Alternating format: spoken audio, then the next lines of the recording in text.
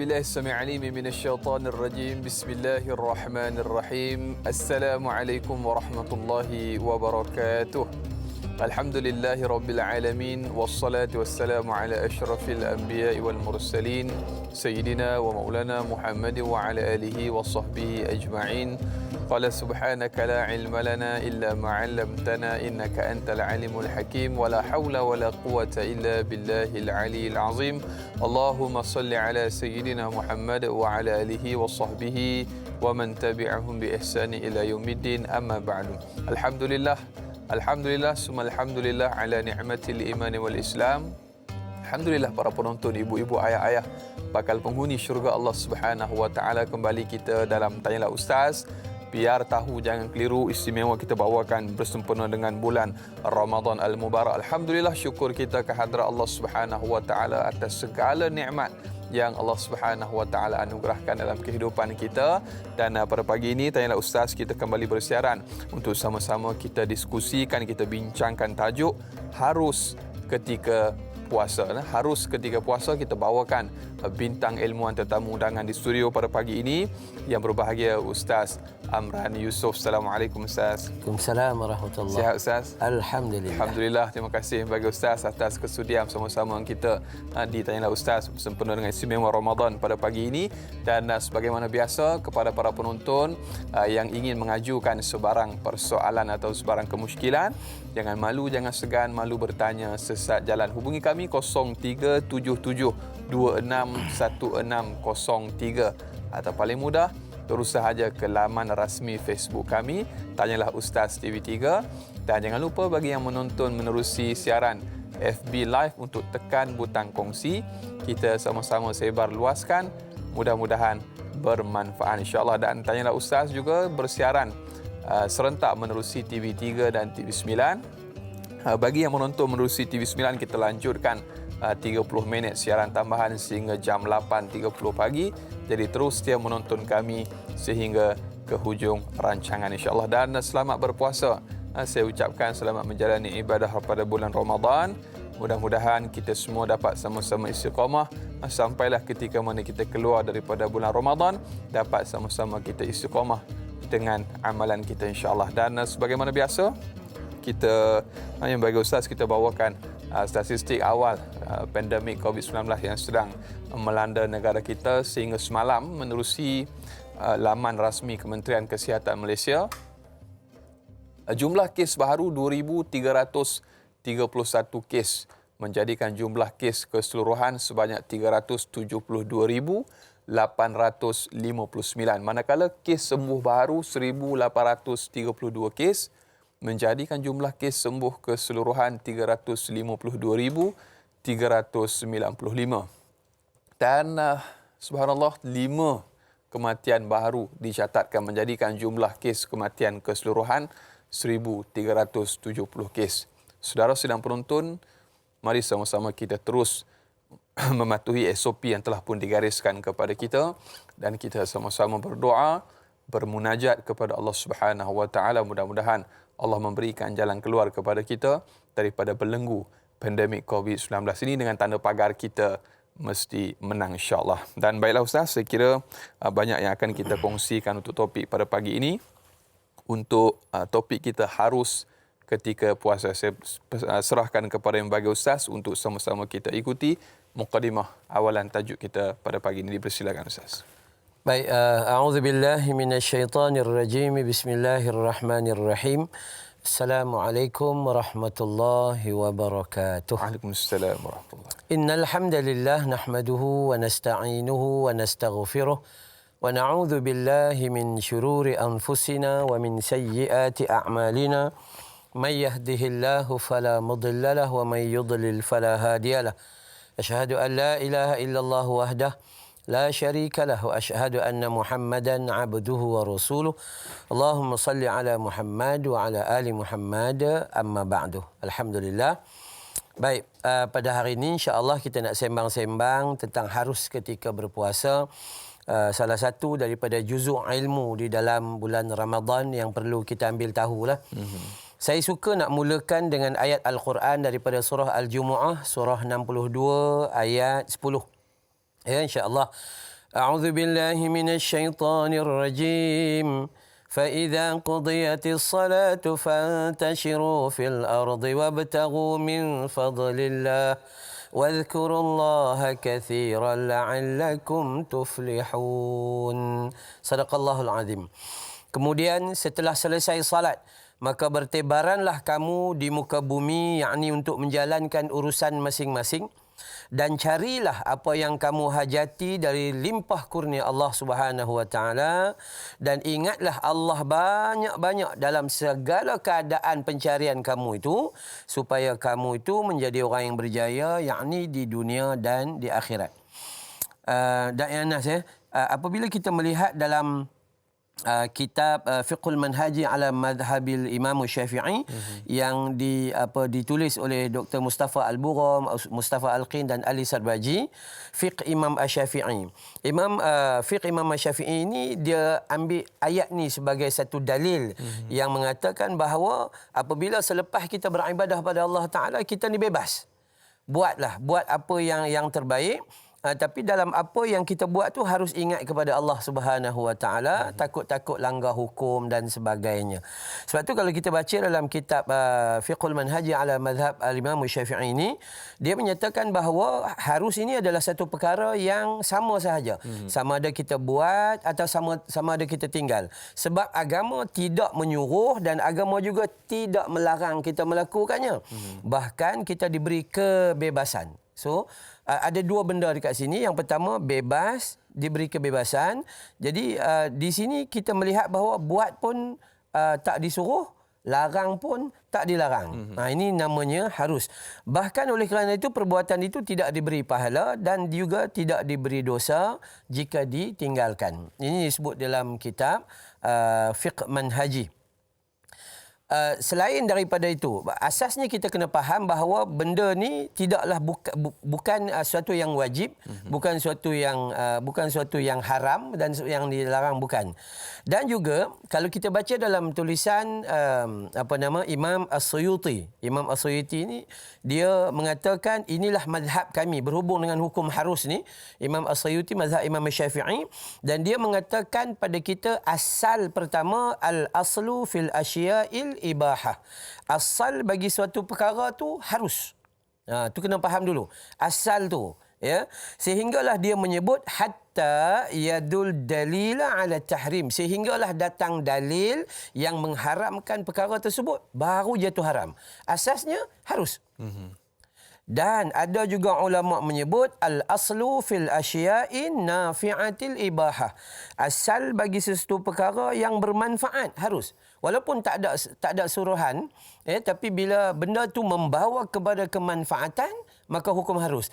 Dan ada satu lagi pula kalimah yang disebut oleh para ulama, al-aslu fil asya'i dharratit tahrim.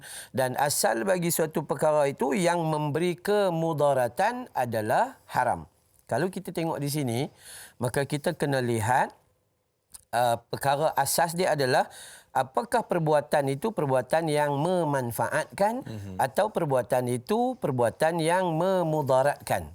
Okey, walaupun tak ada suruhan dan tak ada larangan dalam hukum, tapi kita disuruh dalam bab harus ini melihat keharusan dalam kemanfaatan ataupun dia mendatangkan kepada kemudaratan. Maka menggunakan akal kita yang sihat ni, sebab tu indahnya manusia. Sebab manusia ni Allah Subhanahu Wa Taala bagi nafsu dan ada juga akal. Maka kita gunakanlah akal, dan sehingga agama ni melarang kita memperbodohkan akal kita. Kita tak boleh ikut suka hati macam tu je. So asal kita nak boleh kata haram ke? Nanti sekejap. Harus. Sehingga datangnya dalil yang mengatakan haram. Asal kita nak kata wajib ke? Tak boleh. Harus.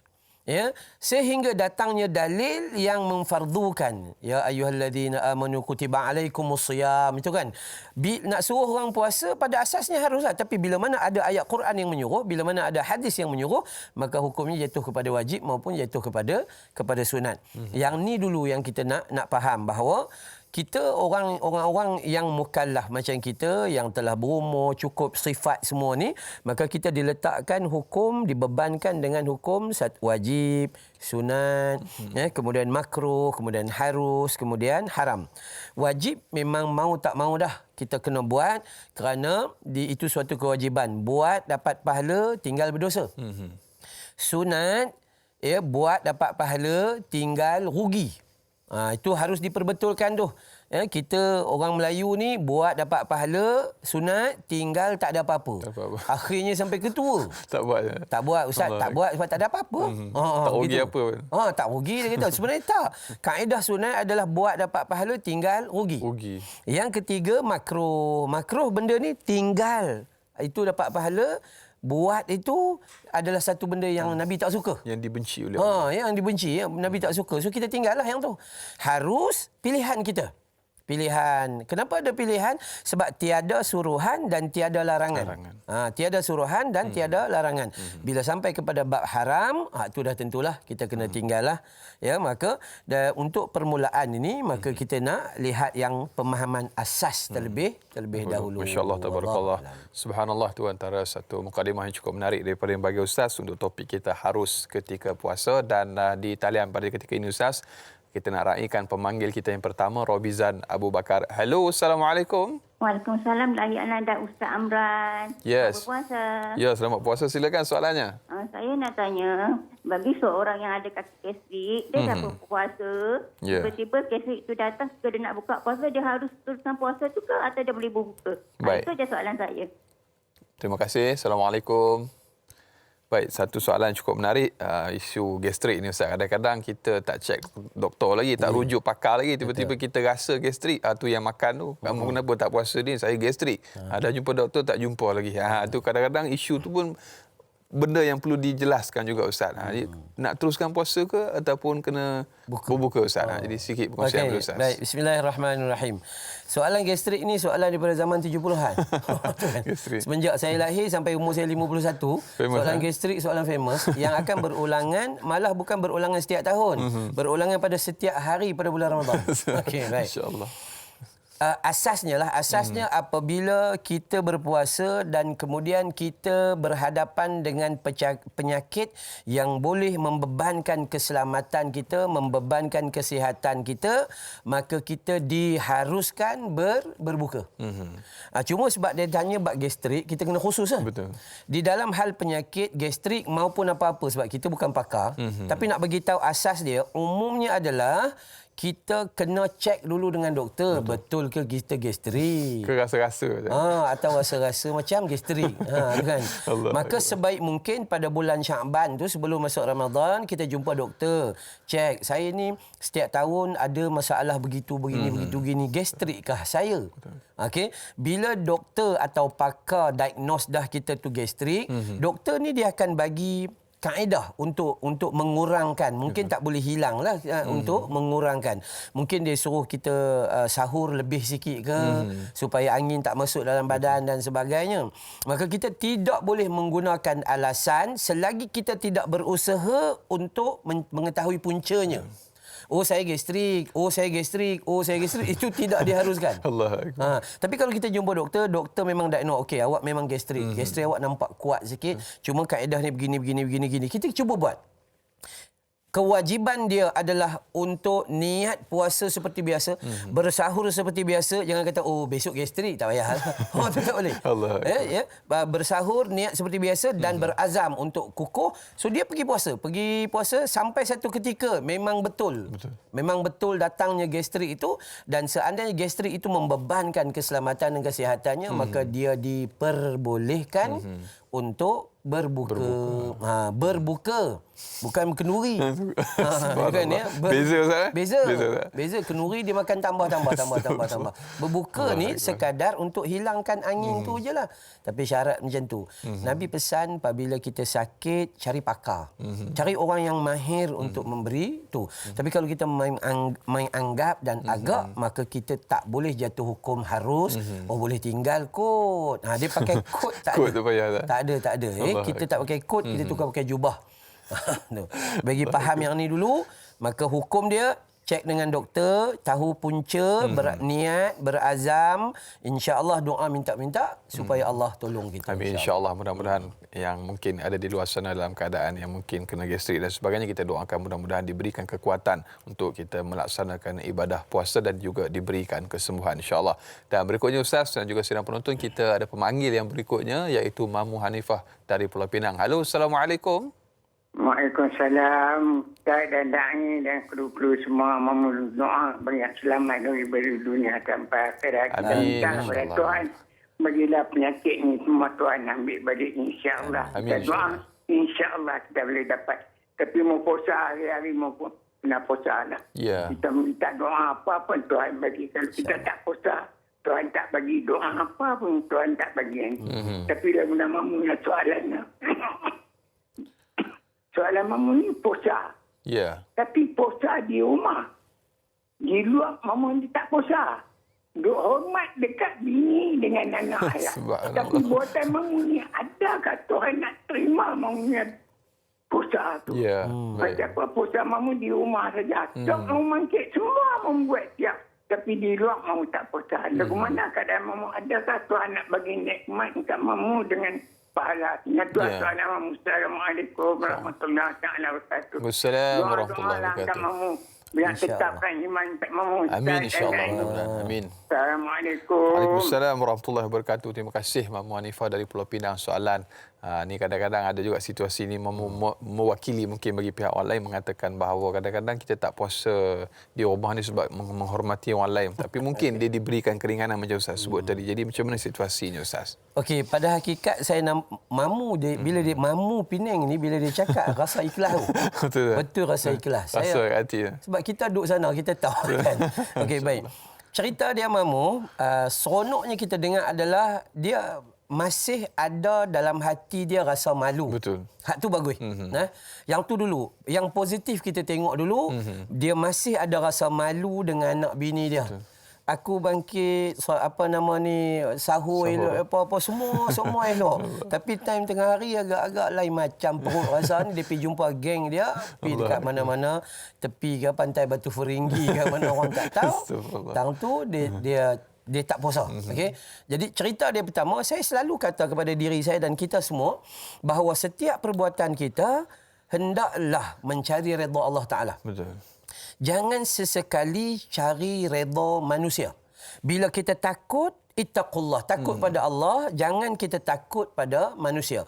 Kerana bila kita buat kerana Allah ini, maka kita tak akan rasa kecewa dan duka cita. Betul. Tapi kalau kita buat kerana manusia, memang manusia selalu mengecewakan kita.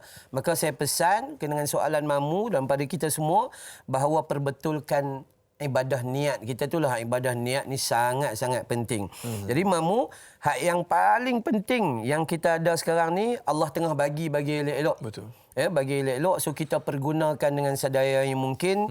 Jangan bertuhankan selain daripada Allah Subhanahu wa Ta'ala. Maka untuk Mamu, untuk saya, untuk orang lain semualah. Maka apabila kita buat sesuatu lillahi ta'ala. Cuma yang baiknya tadi tu ada satu ada lagi perasaan malu kepada ahli keluarga. Orang boy kita ni dah tua bangka kan, makan tak habis-habis.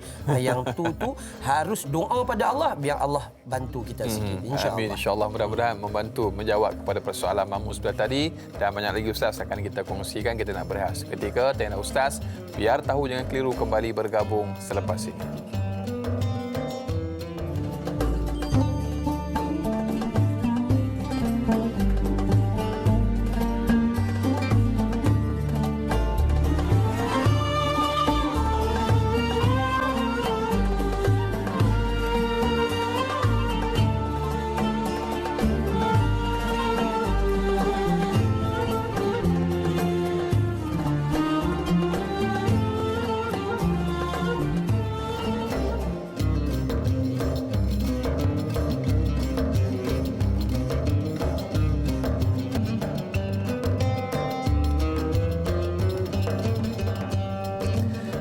Alhamdulillah masih lagi terus setia bersama dengan kami. Tanyalah Ustaz, biar tahu jangan keliru. Istimewa bersempena dengan bulan Ramadan Al-Mubarak. Selamat menjalani ibadah puasa kepada seluruh muslimin dan juga muslimat. Tidak kira walau di mana jua kita semua berada. Mudah-mudahan puasa kita diterima di sisi Allah Subhanahu Wa Taala. Baik, kita masih lagi bersama yang berbahagia Ustaz Amran Yusof. Dan Ustaz, tajuk kita masih lagi harus ketika puasa. Kita nak raikan lagi soalan daripada sahabat Facebook kita, Mazni Hasan bertanya, Assalamualaikum Ustaz dan Da'i. Waalaikumsalam warahmatullahi. Kita sedia maklum bau mulut orang berpuasa sangatlah tidak enak. Soalannya Ustaz, apakah boleh kita memberus gigi sebelum solat walaupun kita tahu di sisi Allah Subhanahu Wa Taala bau mulut orang yang berpuasa itu harum bak kasturi. Namun di sisi manusia baunya masya-Allah sangat terancam Ustaz. Mohon pencerahan, terima kasih Ustaz. Baik, bismillahirrahmanirrahim. Dalam bab berus gigi atau bab bersiwak. Kalau rujuk dalam kitab Zadul Ma'ad, kita jumpa hadis daripada Ibnu Khuzaimah. Kalau rujuk dalam riwayat Imam Bukhari, hadis daripada Amir bin Rabi'ah, Nabi sebut wa yudhkaru an Amir bin Rabi'ah qala ra'aitu Nabi sallallahu alaihi wasallam yastaku wa huwa shaimun ma la uhsi aw add. Kata Amir bin Rabi'ah, aku melihat Nabi sallallahu alaihi wasallam bersiwak. Baginda itu sedang berada dalam bulan puasa, tidak terhitung jumlahnya. Ya, tidak terhitung jumlahnya. Maksudnya Nabi melakukan siwak atau berus gigi tersebut. Manakala kalau kita rujuk dalam mazhab Imam Syafi'i sendiri, boleh ada disebut dalam kitab Fiqhus Sunnah. Ya, Said Sabiq menyatakan dalam Fiqhus Sunnah bahawa mazhab Imam Syafi'i sendiri mengatakan tidak mengapa kita bersiwak sama ada awal siang ataupun akhir siang walaupun dalam keadaan kita sedang berpuasa. Itu. Kalau kita rujuk dalam kata-kata Ibn Hajar Al-Asqalani pun sedemikian. Maka hukumnya tidak menjadi masalah sama ada siwak itu basah atau siwak itu kering. Itu perbincangan lah, itu perbincangan. Kalau nak sebut siwak basah dengan kering ni, mungkin orang kita akan bincang tentang berus gigi tanpa ubat gigi. Dan satu lagi bersama ubat gigi. Yang ni khilaf lah. Khilaf. Elok pakai, tak, sebahagiannya kata jangan pakai ubat gigi. Ya? Tapi keseluruhannya mengatakan bahawa hukumnya itu tak ada jadi masalah. Ya? Diharuskan. Sama juga kata-kata Al-Mubarakfuri. Okay? Syekh Safir Rahman Al-Mubarakfuri juga menyatakan bahawa bersiwak itu dalam himpunan hadis-hadis Nabi SAW, maka diperbolehkan pada siang hari bulan Ramadan. Terutama dia kata tadi sebelum solat. Sama ada sebelum wudu atau sebelum solat itu, maka hukumnya tak jadi sebarang masalah, insya-Allah. Allahu akbar. Mudah-mudahan terjawab persoalan sahabat kita yang bertanya. Dan berikutnya Ustaz, kita raikan lagi soalan menerusi sahabat pemanggil kita yang telah pun bersama di talian pada ketika ini, Cik Umar Abdul Majid. Halo, Assalamualaikum. Waalaikumsalam warahmatullahi wabarakatuh. Da'i Anas dan Ustaz Amran Yusof. Ya, saya Umar Abdul Majid dari Felda Cini Timur 3, Pekan Pahang.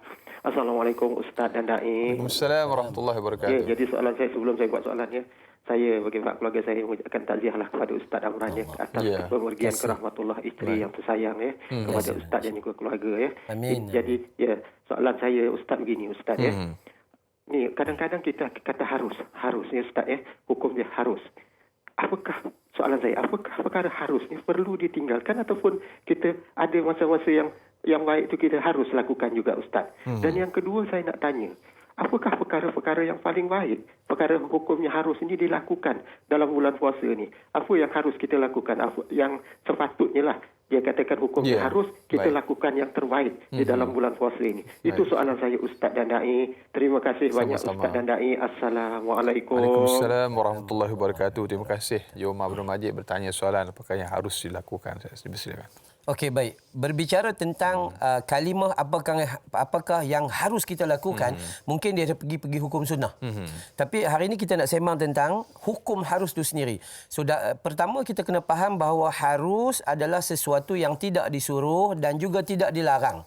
Selagi tidak datang sabitan daripada hadis Nabi sallallahu alaihi wasallam yang melarang ataupun menyuruh. Maka yang awal pada nak bagi faham tentang soalan daripada Cik Umar ni, maka lebih kepada sunnah Nabi sallallahu alaihi wasallam lah. Nampak seperti apa harus kita lakukan. Baik, kalau kita melihat offer daripada Allah Taala dalam bulan Ramadan ni, offer dia sangat tinggi lah. Sangat tinggi. Kita tengok pada bulan Ramadan bila Allah suruh kita makan. Nabi suruh kita makan, sahur je dapat keindahan hidup tu penuh dengan keberkatan. Kan? Nikmat besar tu. Kemudian suruh puasa, maka nikmat dia pun besar juga. Suruh tarawih, man sama ramadana pun macam tu juga. Man qama ramadana imanan wahtisaban ghufira lahu ma taqaddama min zanbi. Barang siapa yang membangunkan malam Ramadannya kerana iman pada Allah, harap ganjaran daripada Allah, maka diampun dosa mereka yang telah lalu. Allah. Maka dia kalimah apa yang harus kita lakukan, maka dia berubah menjadi sunnah. Apa yang harus kita lakukan, jom kita pergi tengok sunnah Nabi SAW. Nabi sahur beberapa butir kurma, minum air, kita sahur dengan daging dan ayam kurma. Dia berbeza. Kurma juga. Kurma juga tapi berbeza itu. Itu pun lain juga. Ya, Nabi solat dalam keadaan yang penuh tartil, kita solat udah macam Charlie Chaplin. Nak menghabiskan 20 rakaat 8 minit gitu kan ya. Maka ini tidak baik. So persoalan dia apa yang harus dilakukan? Maka gunakanlah sunnah Nabi SAW untuk melakukan perkara yang terbaik. Memang itu telah dijamin oleh Nabi SAW. Orang yang ikut sunnah maka dia akan dapat apa? Dia akan dapat akhirat nanti syafaat daripada Nabi sallallahu alaihi wasallam. Insya-Allah mudah-mudahan terjawab persoalan sahabat kita bertanya. Dan berikutnya Ustaz dan juga saudara penonton, kita raikan lagi soalan menerusi sahabat Facebook kita Laila De La Rosa. Assalamualaikum Ustaz dan Naim. Semoga sihat dan selamat berpuasa. Amin insya-Allah. Baik, saya ingin bertanya berkenaan situasi. Bagaimanakah puasa seseorang nelayan laut dalam yang memerlukan mereka untuk menyelam dan berada di dalam air dari pagi hingga petang. Adakah sah puasa mereka atau diharuskan untuk berbuka atau bagaimanakah Ustaz? Mohon pencerahan. Jazakallah khairan. Okey, baik. Menyelam. Memang menyelam ni memang ada di apa kita panggil dibincangkanlah. Sama ada dia tu bukan hanya menyelam suka-suka tapi ada darurat dia atau itu tugasan dia. Betul. Kalau kita lihat kepada pendapat Imam Ar-Ramli dan Bujairimi, ya, kita melihat bahawa mereka mengatakan bahawa kalaulah menyelam itu boleh terdedah rongga kita masuk air dan sebagainya, maka hukumnya haram. Tetapi apabila kita melihat kepada pandangan lain dan banyak-banyak benda lah, maka akhirnya terbinalah satu kesimpulan. Ya, dengan dalil-dalil yang jelas terbinalah satu kesimpulan. Kesimpulan dia apa? Apabila sengaja mendedahkan mandi yang kita yakin bahawa kalau mandi, kalau berenang, kalau menyelam ni confirm air masuk. Maka ketika itu batal. Okey, batal. Tapi kalau kita yakin dia tak masuk, maka itu hukum harus. Tetapi satu lagi pula, dia tugasan dia. Dia jadi nelayan dan itulah mata pencarian dia, maka hukumnya tidak batal sama sekali. Tu. Cuma dia punya dalil tu jelaslah. Kalau kita tengok perbincangan ni, Ibn Hajar Al-Asqalani kata pernah dulu Anas dia bukan Anas ni Anas lain. Dia disebut bahawa ketika tu dia pernah duduk dalam tak mandi. Macam tak mandilah, macam tak mandi dalam bekas tu dan dia menyelam. Penuh dengan air, dia selam tu satu badan tu, maka itu dibenarkan. Jadi kesimpulan dia sampai kepada yang tu. Saja-saja nak pergi menyelam dan kita rasa kalau menyelam hari ni confirm masuknya, maka yang tu tak boleh. Atau saja-saja nak pergi menyelam, kita yakin bahawa tak akan masuk dalam rongga, okey? Dan yang paling kita nak recommend adalah yang ketiga. Siapa-siapa yang duduk di Kota Belud. Itu Kota Belud tu sebenarnya tu. Laila De La Rosa di Kota Belud. Okey. Maka orang di sana banyak kerja nelayan. Banyak kerja nelayan. Jadi banyaklah urusan-urusan menyelam itu dan ini, maka pada hakikatnya dibenarkan, malah tidak batal dan tidak jatuh berdosa, malah dia dapat pahala yang banyak untuk cari rezeki bagi keluarganya. Amin insya-Allah, mudah-mudahan. Dan berikutnya Ustaz, kita raikan pemanggil di talian pada ketika ini, Nur Hayati Ibrahim. Halo, Assalamualaikum. Waalaikumsalam, Nur Hayati Ismail. Ya. Silap. Silap nama tu, masya-Allah, tabarakallah. Tapi nama betul Nur Hayati. Waalaikumsalam warahmatullahi wabarakatuh. Assalamualaikum Ustaz. Waalaikumsalam warahmatullahi wabarakatuh. Ya, Kak Ia ada satu soalan. Adakah perkara harus ini jika dilakukan berulang kali akan menjadikan hukumnya jadi makruh? Macam contoh dalam cuaca panas kita sekejap kita basuh muka, kita berkumur, kita mandi tu banyak kali Ustaz. Dan adakah dia juga mengurangkan pahala puasa kita tu? Itu saja soalan saya. Baik. Terima kasih Ustaz dan Da'i. Assalamualaikum. Sama-sama. Waalaikumsalam warahmatullahi wabarakatuh. Ni ayat kita antara pemanggil dan juga setia bertanya soalan, insya-Allah. Tabarakallah di Facebook. Baik, asasnya kita memahami hukum harus, tak disuruh dan tak dilarang. Tapi bila sampai waktu tengah hari, panas ni lit-lit, orang Kedah kata. Panas sungguh-sungguhlah nak buat macam mana. Maka ada hadis yang sangat jelas bahawa Nabi SAW ambil air dan siram kepala dia. Itu ada. Jadi kalaulah kita buat itu kerana sesuatu asbab. Betul. Maka cantik tak? Dia akan jadi cantik. Tadi harus. Tapi bila kita buat itu kerana satu asbab untuk menghilangkan kemudaratan yang bakal tiba dalam badan kita, maka jadi cantiklah. Itu sebab tu maka hukumnya tak ada jadi masalah. Tetapi yang jatuh tak elok ni, yang pi makruh ni adalah apabila sat mandi, sat air rajin pun. Kerap mandi tu. Kerap. Tak cukup mandi berendam kan. Dia bulan puasa ya dia pergi cari tang mana ada swimming pool. Ambil ais batu letak dia. Yang tu tak boleh.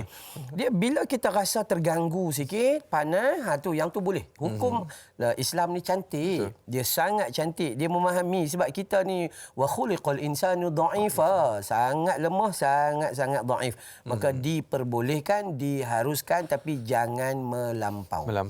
Masya-Allah tabarakallah. Dan kita pun sekarang ni cuaca sejuk Ustaz. Sejuk betul. Panas dan lembap sepanjang tahun ni di Malaysia ni, subhanallah. Dan Ustaz, kita raikan lagi Ustaz. Dengan izin Ustaz, soalan di Facebook sahabat kita bertanya, Intan Zurina Abdul Razak. Assalamualaikum Ustaz dan Da'i. Waalaikumsalam warahmatullahi. Soalannya Ustaz, bagi para petugas barisan hadapan atau frontliner, adakah diharuskan mereka berbuka seandainya mereka tidak mampu untuk berpuasa ketika bertugas? Terima kasih atas pencerahan Ustaz. Silakan. Baik, ada perbincangan ulama khusus bagi kerja-kerja berat. Kerja-kerja berat. Okey, kerja berat ni bukanlah maksud semua kerja berat, tapi kerja tu membebankan diri dia sehingga boleh merosakkan kesihatan diri dia. Maka ulama meletakkan satu-satu hukum dengan mengatakan bahawa mereka ini dibenarkan. Dia dengan pakai PPE kena bertugas pula sampai 18 jam kan apa semua sebagainya, maka ulama jumhur mengatakan bahawa jika itulah dia terbeban seperti mana orang yang buat bangunan tadi tu. Orang yang buat bangunan, kalau dia tak buat bangunan tak siap, orang tak boleh masuk kerja, bisnes tak boleh jalan, apa semua tu kemanfaatan kepada orang lain. Maka ketika itu dia diperbolehkan berbuka. Tapi syarat dia adalah dia kena menyegerakan gantianlah selepas Ramadan, ya, macam tu keadaannya. So kita bila soalan tentang frontliner, kita tahu tugasan depa berat. Sangat berat. Tambah-tambah dengan waktu, dengan pakaian. Kita yang pakai macam ni pun duduk dalam studio pun berpeluh-peluh walaupun studio ni sejuk. Tambah-tambahlah mereka tu duduk dalam keadaan yang seharian sedemikian, berhadapan dengan kebarangkalian. Kebarangkalian sakit dan sebagainya kan. Maka tidak menjadi masalah seandainya dia itu rasa seperti kajian ulama yang mengatakan bebanan di dalam tugasan itu dan bebanan dia boleh memudaratkan kesihatan dia. Allahu Akbar. Mudah-mudahan terjawab soalan sahabat Facebook kita yang bertanya. Dan berikutnya Ustaz, kita banyak soalan Ustaz dan juga pemanggil di talian. Pada ketika ini kita ada Haji Tokinun. Halo, Assalamualaikum. Waalaikumsalam warahmatullahi wabarakatuh. Ustaz Umrah Amran dan Da'i Anas. Haji Tukinonya tadi dah panggil. Persoalannya gini Ustaz, saya nak tanya. Ini kebanyakan orang bulan puasa dia nak, yelah dia panas sangat, suka mandi-mandi dekat kolam mandi Ustaz. Kalau di hotel ke apa, dia mandi dekat kolam. Sekarang masalah Ustaz saya nak tanya, dia tengah mandi tu dia keluar buang air ke dalam kolam tu Ustaz. Terkentutlah senang ceritanya. Jadi apa pandangan Ustaz? Batal ke tidak puasa kita? Sebab dia roga tu macam terbuka kan. Jadi itu sajalah ya soalannya bagi ini. Terima kasih. Assalamualaikum. Waalaikumsalam warahmatullahi wabarakatuh. Masya-Allah, terima kasih Haji Kino yang bertemankan mungkin cucunya masya-Allah di belakang tu bertanya soalan juga. Baik. Jadi itulah kadang-kadang bila macam Ustaz sebut tadi mandi dan ini masalahnya dia buang air dalam tu. Baik, dia gini, memang ada tahu. tau, ada perbincangan. Jangan kentut dalam swimming pool. Misteri nanti sangat. rongga terbuka, ayak tu masuk. masuk. Pada hakikatnya, kita kena faham satu. Apa perbincangan ni, bila sesuatu masuk, macam kata Imam Al-Qardawi, mengatakan dia masuk tu sampai Al-Ma'idah ke usus perut. Jadi maka yang tu batal lah. Sebab tu bila kita bincang tentang mandi di swimming pool tadi, kita kata bahawa yang terbaik adalah tak payah mandilah. Tunggulah lepas raya besok mandilah. Elakkanlah kan. Tapi kalau dah terpaksa dah dekat rumah ayam tak ada. Tak tahulah kena potong ke apa kan, atau paip rosak kan, maka dia terpaksa juga mandi kat swimming pool tu, maka dia bolehlah mandi, tak ada masalah. Sebenarnya tidak adalah apa kita panggil perbincangan yang mengatakan batal tentang kentut atau apa semua dalam swimming pool tu. Itu adalah perkara biasa. Maka kita katakan bahawa yang tadi, kalau perlu mandi, mandilah di swimming pool tu. Kalau sebaiknya kita elakkan mandi di swimming pool supaya kita keluar daripada khilaf pandangan para ulama tadi tu. Ada satu situasi Ustaz, orang yang setiap harinya bermusafir Ustaz. Contohnya pemandu lori dan sebagainya, bawa barang kan. Jadi adakah dia diperbolehkan ataupun diharuskan untuk dia berbuka sebab setiap hari musafir dalam bulan Ramadan Ustaz? Sedikit perkongsian Ustaz. Sama juga bila kita bincang tentang hadis musafir ni, memang musafir membenarkan. Tapi kita kena ingat ayat Quran surah Al-Baqarah kan, ayat 184 mengatakan bahawa puasa itu lebih utama. Kan? Adakah dia itu boleh menjejaskan kita ataupun kalau tak menjejaskan maka dia tak disuruhlah. Tambah-tambah dia yang tiap-tiap hari jadi macam tu. Bila pula nak puasa? InsyaAllah, mudah-mudahan dapat gambaran kepada kita, terutamanya mereka yang dalam situasi yang demikian. InsyaAllah Ustaz, kita akan kongsikan banyak lagi selepas ini. Kita nak berehat seketika.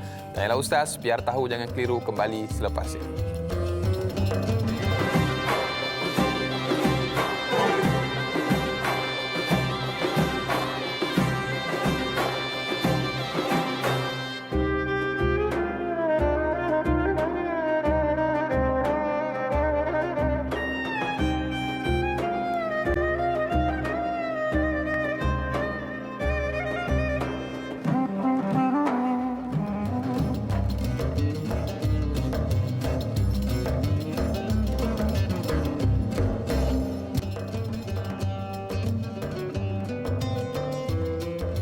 Alhamdulillah, masih lagi terus setia bersama dengan kami. Tanyalah Ustaz, biar tahu jangan keliru. Istimewa Ramadan. Selamat menyambut Ramadan Al-Mubarak. Selamat berpuasa. Dan kita masih lagi berbicara topik harus ketika puasa. Kita bersama yang berbahagia Ustaz Amran Yusof.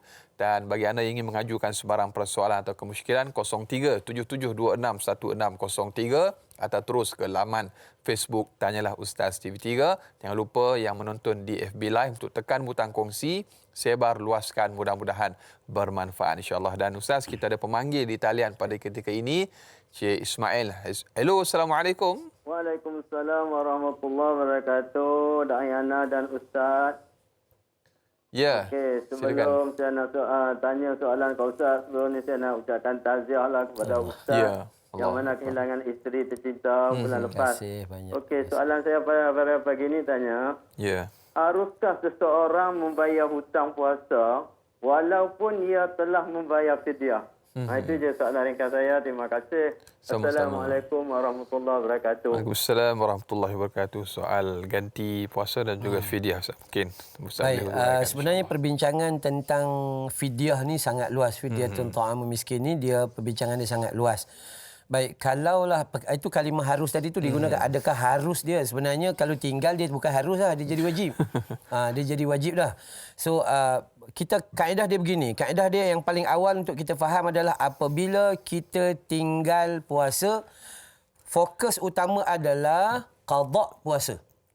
Okey, tinggal puasa.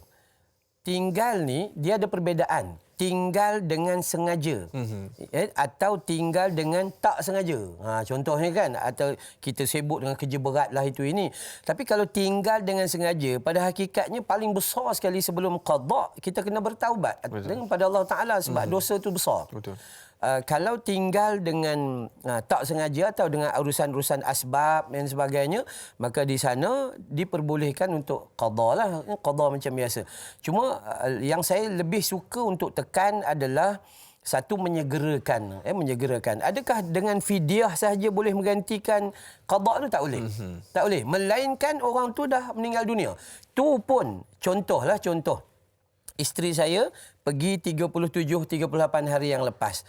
Seandainya ada padanya tinggal puasa yang dia tak sempat qada, maka yang terbaik bagi saya adalah bukan mengeluarkan fidyah, tetapi menggantikan puasa bagi pihak dia.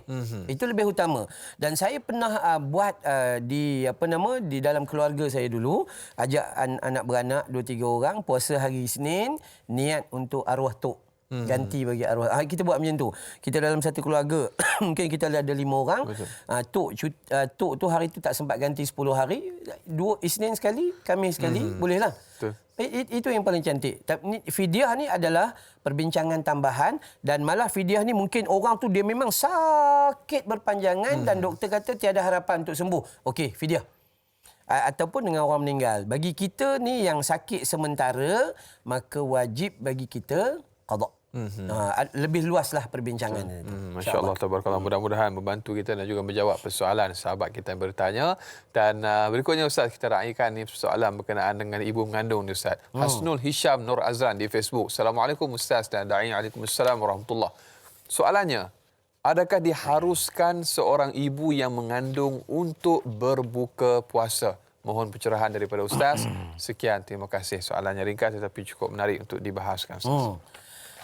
Fiqh as-siyam, Dr. Yusuf Al-Qardawi, dia sebut beberapa hal, terutama dia ambil satu riwayat Imam Tirmizi, An-Nasa'i dan Ibn Majah, menyatakan bahawa sesungguhnya Allah meringankan daripada orang musafir dengan separuh solat, maksudnya jamak qasar, meringankan daripada puasa bagi perempuan hamil dan menyusukan anak. Jadi sama, tak ada masalah lah, dia mendapat keringanan. Walau bagaimanapun dia ada khilaf. Khilaf dia adalah adakah dia perlu ganti sahaja ataupun perlu ganti bersama dengan fidyah. Ada pandangan yang mengatakan bahawa dia cukup sekadar ganti. Ada pandangan yang mengatakan bahawa dia ganti bersama dengan fidyah. Bersama dengan fidyah. Cuma bila kita lihat pandangan Ibnu Abbas, Ibnu Umar, Ibnu Sirin, jika kedua-duanya, yakni perempuan yang hamil menyusu bimbang ke atas diri dan anaknya, maka dia boleh berbuka dan membayar fidyah sahaja. Ada pandangan dia tak payah qada disebabkan dua mudarat. Mudarat diri dia dan mudarat anaknya. Ini disebut bila kita tengok dalam surah Al-Baqarah 184, maka Allah kata wa 'alal ladzina yutiqunahu fidyatun ta'amu miskin, dan wajib atas orang-orang yang tidak berdaya berpuasa. Tidak berdaya. Dia ni memang tak daya dah dengan anak dia, dengan dia dua-dua mudarat, maka di sini pandangan Ibnu Abbas. Kalau kita tengok Syekh Atiyah Saqar, dia memilih pandangan ini, tapi begitulah keadaannya melihat kepada kenapa dia nak cuti puasa. Baru kita akan tengok hukum qada ataupun fidyah. Itulah antara keringanan ataupun rukhsah yang diberikan di dalam Islam, insya-Allah tabarakallah. Dan berikutnya Ustaz, kita raikan lagi sahabat pemanggil kita di talian pada ketika ini. Halo, Assalamualaikum. Oh, nampaknya talian terputus. Tak apa, insya-Allah kita akan raikan selepas ini, mungkin ada pemanggil yang berikutnya. Tapi sebelum itu Ustaz, kita raikan lagi soalan menerusi sahabat Facebook kita, Al-Ali yang bertanya. Assalamualaikum Ustaz dan da'i yang dihormati. Waalaikumsalam warahmatullahi. Adakah diharuskan untuk kita menitik ataupun menitiskan ubat di mata semasa kita berpuasa kerana mata dalam keadaan kering Ustaz? Mohon pencerahan Ustaz. Terima kasih. Biar tahu, jangan keliru. Seluruh perbincangan jumhur ulama mengatakan bahawa mata bukan rongga yang terbuka. Maka kita titik tu pun kerana asbab tertentu. Mata kita kering ke, sakit ke, pedih ke dan sebagainya, maka hukumnya titik sajalah. Cuma jangan titik banyak sangat tu kan. Nak bagi basah ke apa, boleh atas dasar untuk beri kesihatan kepada kita. Itu jumhur lah. Paling penting kita ingat dia bukan rongga yang terbuka. Maka kita harus boleh, tak ada masalah. Allahu Akbar, masya-Allah tabarakallah. Jadi mudah-mudahan terjawab persoalan sahabat kita yang bertanya. Dan berikutnya Ustaz, banyak soalan hari ini, subhanallah kan. Mudah-mudahan Allah Taala berikan kekuatan kepada kita dan berikan satu gambaran kepada kita bahawasanya Islam memberikan keringanan untuk kita berbuka seandainya ada mudarat-mudarat yang tertentu. Dan Muhammad Izzuddin Ustaz di Facebook yang bertanya, Assalamualaikum Ustaz dan Da'i. Waalaikumsalam warahmatullahi. Apakah hukum seorang suri rumah yang sedang memasak merasai makanan tanpa menelannya pada bulan puasa di bulan Ramadan, Ustaz? Mohon curahan ilmu, Ustaz. Terima kasih Pak Semah. Biasa letak di ujung lidah, Ustaz. Ya. Cantik tu hukum dia harus tu. Memang letak dia harus. Dia rasa. Cuma rasa tu dia boleh jadi sunnah, harus bertukar menjadi sunnah. Sebab bila dia rasa, dia buang, bagus. Saat lagi suami nak makan, anak nak makan, dia akan sedap. Jadi sunnah, cantiklah pahala, manfaat. Tapi kalau dia rasa tu kan. Banyak betul rasa tu. Itu tak boleh lah. Dia akan jatuh makruh. Baik. Kalau kita lihat daripada pandangan Ibnu Abbas radhiyallahu anhuma, itu Abdullah bin Sayyidina Abbas ya radhiyallahu anhuma, dia pernah kata la ba'sa an yadhuqal khall aw syai'a ma lam yadkhul halqahu wa huwa sha'im. Tidak mengapa seseorang yang berpuasa merasai cuka, mencicipi cuka atau sesuatu makanan lain selama tidak sampai ke kerongkong. Dia sampai halqah, ya, tak sampai kepada halqah, maka hukumnya dibenarkan. Ini hadis riwayat Imam Bukhari. Walaupun hadis ini disebut sebagai hadis yang mu'allaq, yang terputus sedikit, tapi ulama meletakkan kesimpulan jumhur dalam pandangan rasa. Cuma macam biasa juga. Rasa bila melampau tu bukan rasa, tu makan. Rasa. Sendawa. Sampai sendawa tu bukan rasa dah tu. Ya? Maka hati-hati. Dia tekat rasa sikit di lidah dan kemudian buang, dia tak sampai ke kerongkong, hukumnya tak ada masalah. Masya-Allah, tabarakallah. Mudah-mudahan memberi panduan kepada ibu-ibu di luar sana ataupun mereka yang memasak. Subhanallah. Dan berikutnya Ustaz, kita raikan pemanggil di talian pada ketika ini. Halo, Assalamualaikum. Waalaikumsalam. Ya, siapa di talian? Saya Haiza daripada Bertam, Kepala Basar. Ya, silakan soalannya. Okey, soalan saya berkenaan dengan haid. Ya. Sekiranya seseorang itu datang haid melebihi 14 hari, baik. Dia dikira penyakit. Tapi bagaimana pula hukum dia dengan puasa? Ya, baik. Itu saja. Terima kasih soalannya. Assalamualaikum. Baik, soalan berkenaan dengan perempuan ni, masalah haid, Ustaz. Sependek-pendek tempoh haid dan sepanjang-panjang tempoh haid. 24 jam dan juga 15 hari, 15 malam. Sedikit perkongsian berusaha. Cuma saya tak berapa clear tadi di kaitan dengan puasa tu. Okey, baik. Kita kaitkanlah, kita kaitkan. Haid minimum 24 jam. Satu hari lah. Hang mai pukul 7 pagi, hang tunggu sampai 7 pagi esok. Tengok. Kalau dia kering total, jadi boleh mandi dah. Betul. Tapi kalau dia pi sampai total 15 hari. 15 hari tu dia kering ataupun masih ada, maka selepas itu sudah dikira sebagai istihadah, darah penyakit. Jadi macam mana nak kait pula? Boleh puasa ke tak boleh puasa lah? Maka dia kembali kepada yang awal tadilah. Yang ni kalaulah haid tu memang kering dalam tempoh 24 jam. Dan selama ni pun dia duk mai tak apa betul. Setengah hari, satu hari, dua hari tak teratur. Dia gangguan hormon, maklumlah. PKP. Tu kan. Emosi tak betul, dia digangguan. Maka hukumnya kalau katakanlah dia satu hari tu, maka dia clear dah, maka wajib mandi dan puasa. Dan kalau dia mai juga, dia sambung haid sampai total 15 hari. 15 hari itu dia wajib mandi dan esoknya dia wajib puasa. Kerana darah yang hari ke-16 adalah darah istihadah. Yang tu ajalah. Masya-Allah, tabarakallah, memberi panduan. Dia kadang-kadang orang lelaki pun kena tahu, Ustaz. Masya-Allah, kita ada anak perempuan, kita ada mak, kita ada isteri dan sebagainya. Orang lelaki bila isteri tanya, dia kata la adri. La adri, masya-Allah. Senang tahu. jawapannya, Ustaz. Masya-Allah, tabarakallah. Kalau macam tu dia kena wajibkan isteri dia untuk keluar belajar. Ya, betul. Dan Allahumma salli ala sayyidina Muhammad, mungkin ada lagi gambaran-gambaran ataupun poin penting yang Ustaz nak kongsikan dengan para penonton. Dipersilakan Ustaz, sementara kita menantikan soalan daripada sahabat. Okey, baik. Kita, saya lebih suka perkara harus ni adalah perkara yang tidak disuruh, juga tidak dilarang. Betul. Tapi saya lebih suka menyarankan kepada kita adalah mengikuti sunnah Nabi SAW. Apa yang Nabi tunjuk, maka itulah yang terbaik. So kita tak payah duk kona sana, duk kona sini, buat penat badan saja. Kita ambil cara Nabi SAW. Nabi suruh ambil ruang dan peluang yang telah Allah bagi kepada kita ni. Ramai manusia yang dia tak ambil macam ni dan akhirnya dia lalai dan dia rugi. Maka sebab itu pada hari ini saya selalu tekan, siapa-siapa nak buat apa pun rujuk dalam hadis baginda Nabi SAW. Sahih saja, jom kita beramal, kita akan mendapat kasih sayang Allah Subhanahu Wa Taala. Itu penting, insya-Allah. Mudah-mudahan memberi gambaran kepada kita, dan mungkin kita nak raikan lagi Ustaz soalan daripada sahabat kita. Nampaknya panggilan mungkin selepas ni Ustaz kita akan raikan, tapi kita akan mungkin ada satu situasi ni juga mungkin ingin penjelasan daripada yang bagi Ustaz tentang waktu untuk berbuka puasa, dan terkadang bila kita berbuka, apakah keharusan kita makan dalam keadaan yang bagaimana. Jadi kadang-kadang makan sampai susah nak beribadah. Jadi harusnya setakat mana Ustaz makanan Ustaz? Sebab itu perkara-perkara yang harus itu dimanfaatkan, macam kita bercakap bab awal tadi tu, dimanfaatkan akhirnya jadi sunnah. Buka puasa, Allahu Akbar, calo-calo.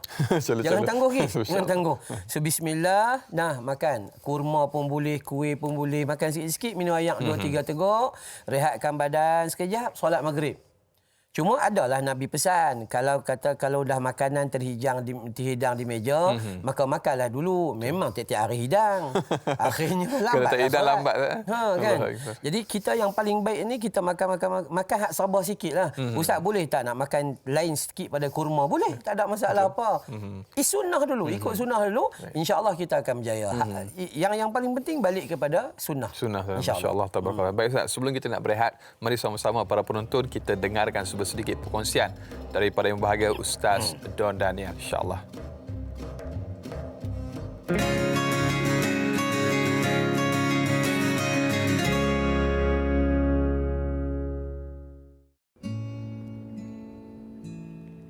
Assalamualaikum warahmatullahi wabarakatuh. Bismillahirrahmanirrahim. Alhamdulillahi rabbil alamin. Wassalatu wassalamu ala ashrafil anbiya'i wal mursalin wa ala alihi wa sahbihi ajma'in. Kata pepatah, mengukir ilmu pada orang tua seumpama mengukir di atas air. Dia tak lekat, dia cepat hilang. Mengukir ke atas anak-anak umpama mengukir di atas batu. Dia akan ingat, dan itulah kita. Syukur alhamdulillah, ibu bapa kita mendidik kita untuk berpuasa. Maka begitu jugalah dengan generasi hari ini. Kita sebagai ibu bapa mestilah mengukirkan rukun Islam ke dalam diri mereka untuk berpuasa. Kata ulama, mendidik anak-anak ada kaedahnya. Antaranya ialah Imam Al-Ghazali rahimahullahu ta'ala. Begitu juga dengan Dr. Syekh Abdullah Nasih Ulwan dan ramai lagi ulama-ulama yang lain. Semuanya mengambil kaedah ini adalah dari Nabi Muhammad sallallahu alaihi wa ala alihi wasahbihi wa baraka wasallam. Bagaimana cara Nabi bermuamalah dengan anak-anak. Dapat disimpulkan ada 3 step utama mendidik anak-anak berpuasa. Dalam masa yang sama boleh guna kaedah ni untuk yang lain juga ya. Yang pertama, berikan mereka ilmu. Yang kedua, berikan mereka peluang untuk mengamalkannya. Dan yang ketiga, sampai masa untuk mendisiplinkan mereka apa yang mereka tahu. Kaedah yang pertama, berikan mereka ilmu. Di sinilah waktu yang sangat penting untuk kita terapkan kepada mereka, kerana Allah, mengikut sunnah Rasulullah, puasa untuk takutkan Allah, sayangkan Nabi, sama macam Nabi-Nabi yang dulu, sama macam para sahabat. Puasa ada rukunnya, ada batalnya, ada sahnya. Ini waktu yang kita terapkan. Lepas anak-anak dah melalui fasa ini, maka sampailah masa untuk kita praktikal. Ingat, masa praktikal ini, anak-anak akan cenderung untuk buat salah. Kalau dalam puasa, anak-anak cenderung untuk buat salah. Kalau dalam puasa, anak-anak cenderung nak buka puasa sekerat hari. Maka kita kena terima bahawa mereka dalam proses praktikal. Jadi, kita yang kena guide mereka, berikan mereka sokongan. Okey abang, semalam sampai pukul 12 saja abang dah buka puasa. Very good. Hari ni kita try sampai pukul 1, okey? Esok kita sampai pukul 2. Dan masa inilah untuk kita terapkan kepada mereka. Kalau siapa puasa penuh, abah beli game dekat dia. Siapa puasa penuh, ibu bagi RM30 untuk dia. Siapa kali ni kita semua khatam Quran bulan Ramadan, abah bawa pergi berjalan nanti hari raya. Inilah kaedah nabawiyah yang diajar untuk memberi ganjaran. Dan satu lagi kaedah yang penting, jangan lupa puji dan hargai anak-anak yang berlatih. Walaupun mereka tak berlatih banyak pun, puji mereka. Hebat abang. Berikan aplaus untuk mereka kerana ini akan membangkitkan semangat mereka untuk beribadah. Ayah, ibu, kata Nabi, anak-anak ibarat kain putih. Ibu bapaklah yang mencorakkannya. Ingat, corak kepada anak-anak akan lekat seperti mengukir di atas batu. Semoga anak-anak kita menjadi anak-anak yang soleh dan solehah. Amin ya rabbal alamin. Untung ibu bapa yang ada anak-anak yang soleh. Lebih beruntung anak-anak yang ada ibu bapa yang soleh. Aqulu qawli hadha wa astaghfirullahal azim li wa lakum.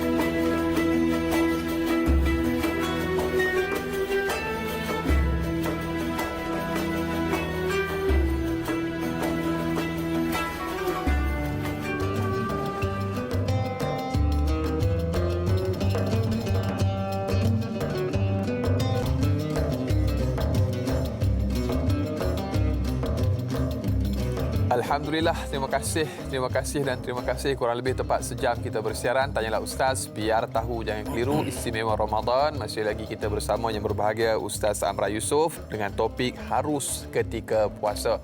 Masya Allah, tabarakallah, telah banyak yang dikongsikan oleh yang bahagia Ustaz. Terus menghantarkan soalan kepada kami.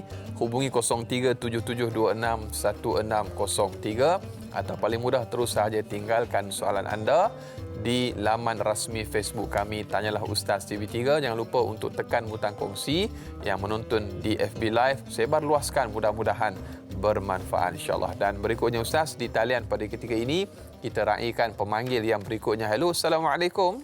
Waalaikumsalam. Ya, siapa di talian? Nama saya Muhammad Hazri dari Johor Bahru. Ya, silakan tuan. Saya nak cuma tanya satu soalan. Yang kalau seorang yang test COVID-19 punya cara tu, kan dia buka dia buat secara rongga terbuka dekat hidung tu. Saya nak tahu apa hukum dia dan masih puasanya masih sah ke atau dah terbatas. Baik. Itu saja. Itu. Okey, terima kasih banyak. Sama-sama. Assalamualaikum. Baik, ujian calitan ataupun swab test, adakah membatalkan puasa? Baik, bismillahirrahmanirrahim. Kalau kita melihat kepada penggunaan alatan perubatan yang ada yang batal puasa, ada yang tidak batal puasa, kita melihat kepada fatwa tu dan kita boleh kaitkan calitan tu dengan beberapa cara perubatan lain lah. Maka hukumnya tidak membatalkan puasa. Disebabkan yang pertama, dia digunakan untuk perubatan. Malah perubatan ni bukan hanya untuk diri dia sahaja, malah takut membebankan orang lain. Sebab tu bila kita belajar dalam bab sakit, untuk ubat diri kita yang sakit, maka hukumnya sunnah saja. Nak berubat boleh, tak mau berubat tak apa. Tapi bila penyakit itu memberi wabak kepada orang lain, maka wajib ketika itu dia berubat. Mudarat kepada orang lain. Mudarat kepada orang lain kan. Jadi wajib dia berubat. Jadi hukum pertama sekali, alasan dia adalah sebab yang tu adalah sebab perubatan. Betul. Menyelamatkan ummah yang lain. Yang kedua, apabila dicalit itu, maka benda tu tidak ditinggalkan di dalam, maka dikeluarkan balik. Maka hukumnya tidaklah membatalkan puasa. Allahu Dan risaulah untuk buat COVID test. Allahu Akbar. Kadang-kadang dia bimbang, masya-Allah, tabarakallah. Jadi bila dengan jawapan tersebut, mudah-mudahan terjawab persoalan yang diajukan. Dan berikutnya Ustaz, juga pemanggil kita nak raikan yang berikutnya di talian pada ketika ini. Halo, Assalamualaikum. Waalaikumsalam warahmatullahi wabarakatuh. Ya, Puan Siti Rohani, apa khabar? Ya, alhamdulillah sihat. Ya, silakan soalannya. Assalamualaikum Ustaz dan Da'i. Assalamualaikum warahmatullahi wabarakatuh. Saya ingin tanya kepada Ustaz, ada dua perkara lah. Kita kalau wuduk nak solat, kita disunatkan berkumur-kumur dan menyedot air di hidung tapi tak sampailah setelan lah. Apakah hukumnya itu, membatalkan ataupun makruh ataupun harus? Dan satu lagi, kalau telinga kita terasa gatal, kita korek. Ada orang mengatakan batal. Dan hidung gatal, korek-korek pun ada mengatakan batal. Adakah ini benar Ustaz? Itu aja soalan saya Ustaz. Assalamualaikum warahmatullahi wabarakatuh. Waalaikumsalam warahmatullahi wabarakatuh. Dua soalan di situ daripada Siti Rohani. Subhanallah, soalan. Biasa juga kita dengar tentang korek telinga ataupun menggaru telinga dalam keadaan rongga terbuka Ustaz, dan juga berkumur-kumur dan memasukkan air dalam hidung Ustaz. Baik, yang pertama apabila kita ambil uduk. Ambil uduk ni memang disuruhlah kita untuk berkumur dan istinsyak. Tapi Nabi pesan dalam bab berkumur dan istinsyak ni terutama pada bulan Ramadan. Nabi pesan dalam hadis laqit sabirah, Nabi kata asbiril wudu'a wa khallil bainal asbi' wa baligh fi al-istinsyaq illa an takuna sha'iman. Sempurnakan wuduk kamu, sela-selakan jari kamu, hiruplah air ke dalam hidung, maksudnya istinsyaq dengan kuat, melainkan jika kamu sedang berpuasa. Kan ya. Jadi bila berpuasa boleh ke tidak berkumur dan istinsyaq? Boleh, tetapi jangan dilakukan dengan kuat seperti di luar bulan Ramadan. Sama seperti kita terpaksa membersihkan hidung ataupun korek telinga lah, kita kata bahasanya korek hidung dan korek telinga lah. Puan Siti Rohani kata tadi, saya dengar orang kata. Dengar orang kata. Dengar orang kata, banyak auta lagi dusta. Masya-Allah. Sukar nak jumpa fakta. Allah. Tu kan. Maka kita tak boleh dengar orang kata. Maka kalaulah ada keperluan untuk kita bersihkan hidung, udah bernafas pakai mulut gitu kan, maka bersihkanlah hidung awak. Dia jangan korek hidung orang aja. Kemudian masa telinga juga macam tu juga. Kalau perlu maka bersihkanlah. Paling-paling kalau dah tak ada kerja, itu bahaya tu. Bila benar tak ada kerja korek, tak ada kerja korek, tak ada kerja. Bosan lama sangat puasa. Tu kan. Yang tu makruh, tunggu tak buka-buka kan ya. Itu hukum makruh. Tapi asasnya harus tak? Harus. Malah harus tu boleh memberi kemanfaatan jika menghadirkan kebaikan kepada kesihatan kita, insya-Allah. Allahu Akbar. Dan berikutnya Ustaz, kita raikan soalan sahabat Facebook kita yang bertanya, Anna Karnina. Assalamualaikum Ustaz dan Da'i. Waalaikumsalam warahmatullahi. Adakah harus ketika berpuasa wanita yang memakai lipstik untuk melindungi wajah yang pucat dan lesu sepanjang menjalani ibadah puasa supaya nampak segar dan bertenaga? Mohon penjelasan Ustaz. Terima kasih soalannya Ustaz. Lipstick. Baik, okey, asasnya lah kita ni memang segar dan bertenaga. Tapi mata kita dikelabu dik setan. Ya, tak cantik. Sebenarnya dah cantik dah. Tak yakin diri Ustaz. Ya, kita rasa macam aku tak cantik. Dah, awak dah cantik dah. Cuma kita tak yakin. Kita kena tampal, kena buat sampai macam tu lah baru kita yakin. Baru cantik. Hari kita tak cantik rupanya. Bukan. Asas manusia tu dah cantik dah. Memang dah cantik, elok dah. Baik. Tetapi lah macam dia tanya tadi tu, kalau setakat kita nak tacap-tacap macam kita nak masuk TV. Betul. Tu kan. Ditacap-tacapnya sikit lebih kurang macam tu kan. Boleh ke tak boleh? Boleh, tapi jangan melampau. Betul. Jangan melampau. Lipstick itu kan. Tu pun hati-hati juga. Betul. Hati-hati juga sebab orang perempuan ni dia cantik. Orang perempuan ni Allah Taala cipta dia tak macam biasa. Allah Taala cipta orang perempuan ni macam Ferrari, Lamborghini, luar biasa. Lampu depan cantik, lampu belakang cantik, steering cantik, semua cantik. Mahal pula tu. kualiti tinggi. Macam kita orang lelaki Allah cipta macam lori. Tu kan. Dia tak apa cantik, buat macam mana pun nampak seketui macam tu je. Jadi orang perempuan kena jaga penampilan. Tapi kalau sekadar dia nak alihkan masalah bibir dia yang kering, dia pakai lip ice ke, dia pakai pelembab lip balm ke apa, itu okey. Cuma nak pakai lipstick jangan melampau. Mungkin ada orang tanya, ustaz, pakai lipstick dia macam dia rasa dia jangan menjilat bibir pula, ustaz.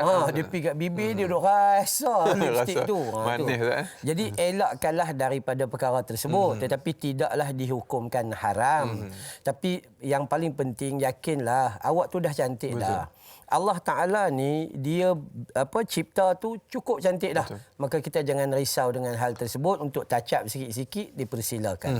Masya-Allah. Pokoknya kena yakin dengan diri sendiri, Ustaz. Masya-Allah, tabarakallah. Dan berikutnya kita raikan pemanggil lagi, Ustaz, di talian pada ketika ini, Cik Abdullah Osman. Halo, Assalamualaikum. Waalaikumsalam. Ya, silakan soalannya, Ustaz.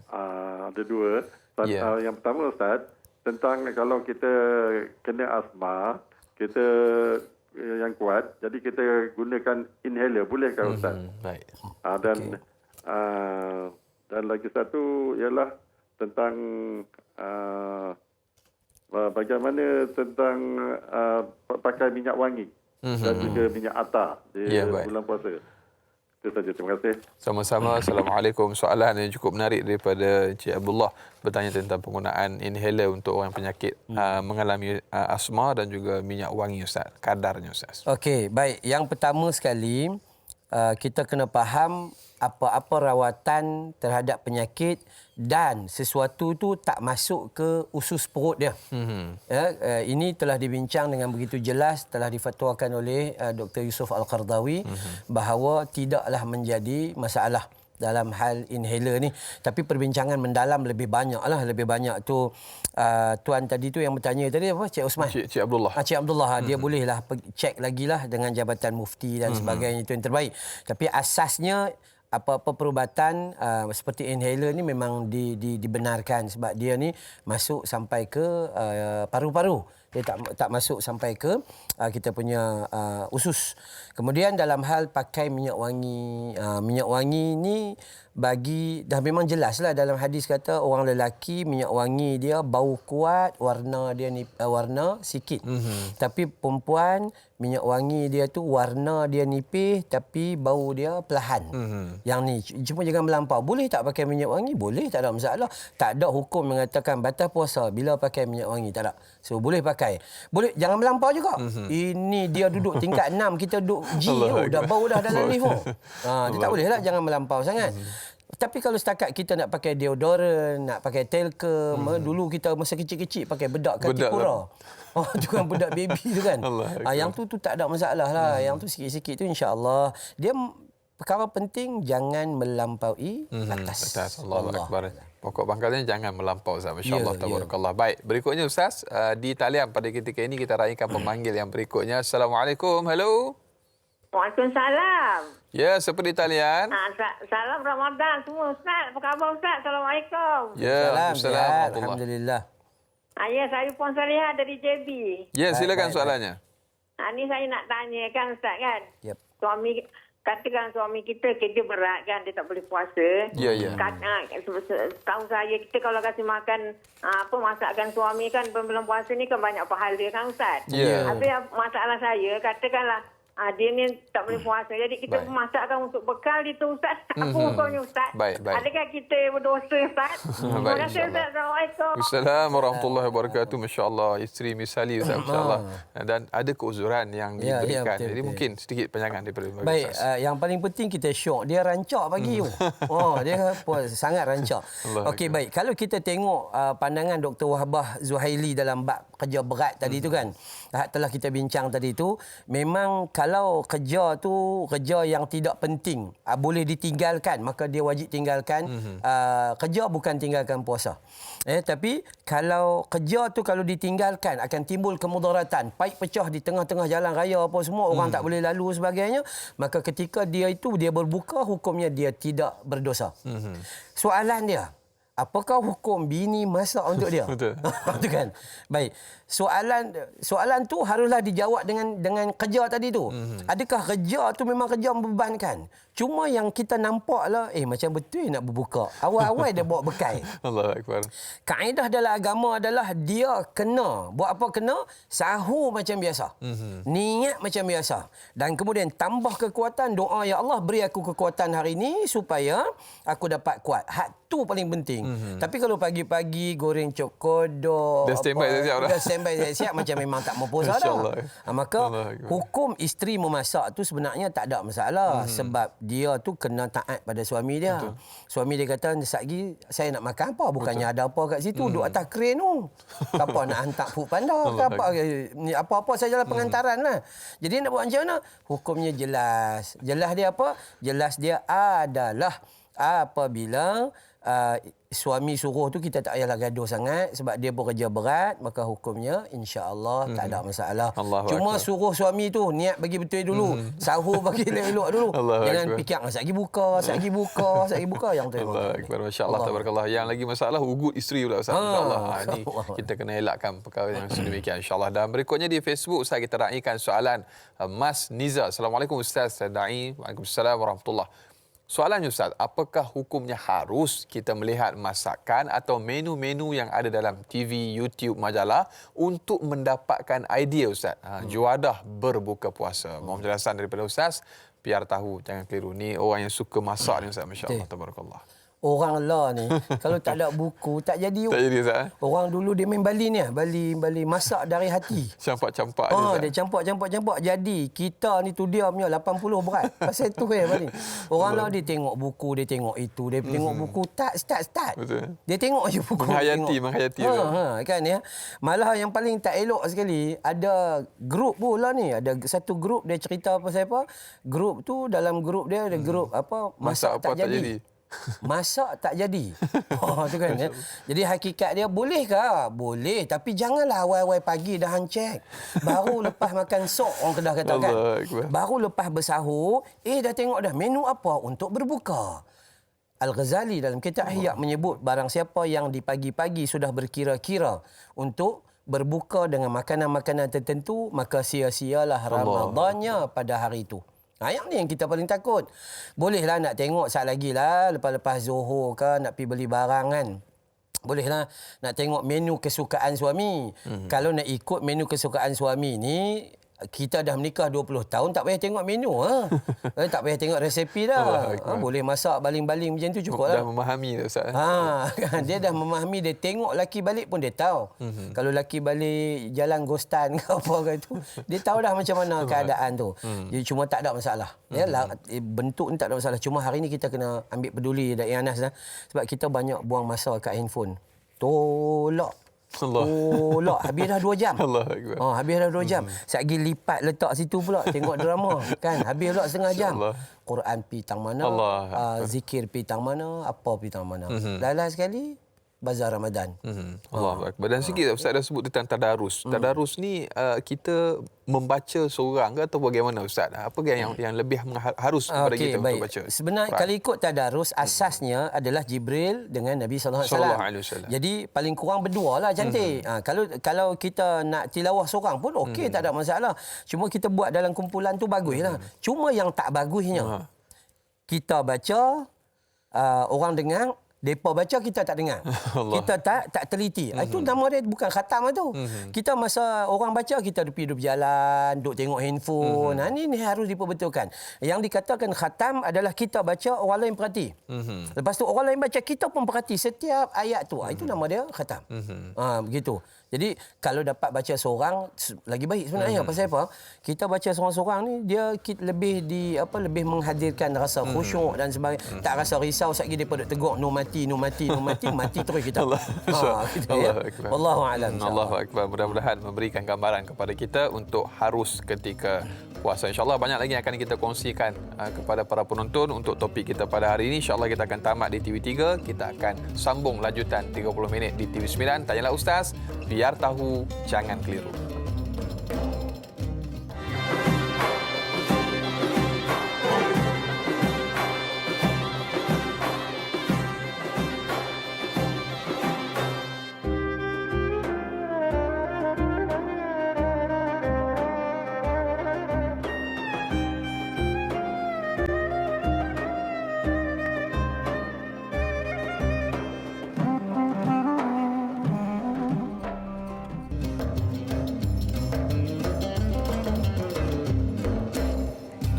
Alhamdulillah.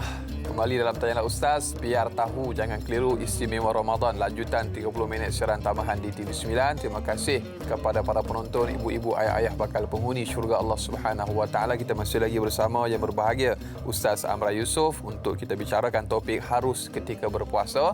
Dan Ustaz, kita nak raihkan lagi soalan daripada rakan pemanggil kita di talian pada ketika ini. Hello, Assalamualaikum. Waalaikumsalam warahmatullahi wabarakatuh. Siapa di talian? Saya Muhammad Dikan daripada Labis, Johor. Ya, silakan soalannya, Ustaz. Saya nak bertanya kepada Ustaz. Saya OKU. Ya, Masya Allah.